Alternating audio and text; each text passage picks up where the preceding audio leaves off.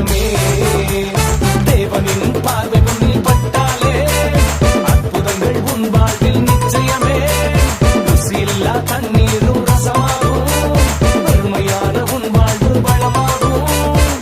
அவரை நோக்கி நீ பார்த்தாலே குறைவெல்லாம் நிறைவாகுமே. அவரை நோக்கி நீ பார்த்தாலே குறைவெல்லாம் நிறைவாகுமே. அண்ணே, நானும் மனுஷன் பார்க்குற விதமாக தான் தேவன் என்ன பார்ப்பார்னு சொல்லி மனுஷனை பார்த்து ஏமாந்துட்டேனே.